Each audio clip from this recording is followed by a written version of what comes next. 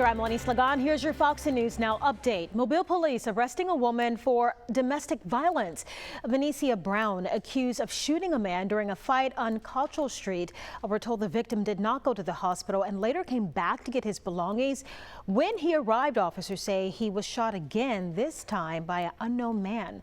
The victim was able to drive himself to the hospital. Police are looking for the person responsible for that second shooting.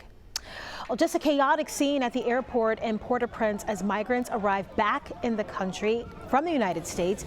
Anger and frustration as some complain they didn't even know where the plane was heading when they boarded. A journalist describing the arrival as, quote, a lack of coordination on the ground. The U.S. Department of Homeland Security acknowledging what it called disruptions on the tarmac, stating Haitian crowd control officers eventually resolved the situation. The battle over the budget continues to heat up. House approving legislation to fund the government, suspend its borrowing limit, and provide disaster assistance and refugee aid, that is. The measure includes nearly $29 billion in disaster relief and $6.3 billion to support Afghan refugees. Senate Republicans are expected to block the measure. Congress is working to avoid a federal shutdown at the end of the fiscal year, which is September 30th. In Alabama, Governor Kay Ivey preparing to call lawmakers back for a special session. The governor says lawmakers need to tackle prison construction. A special session set for next week.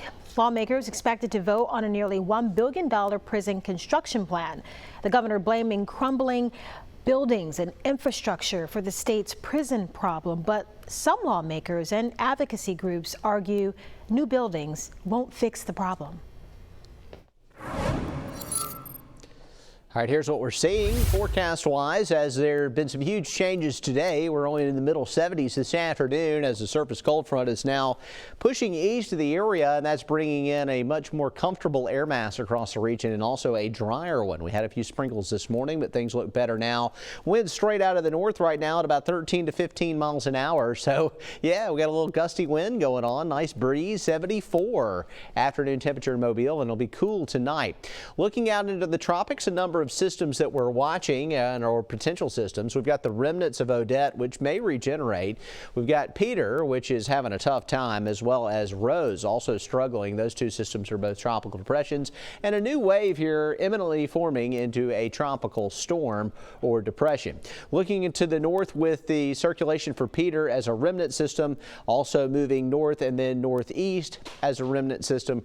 Rose, not expecting either one of those to cause any problems. This next feature likely to become tropical depression 18 or Sam will end up off the northern Leeward Islands by early next week, and that's a good sign for us. This thing looks like it's headed also in the open waters of the Atlantic.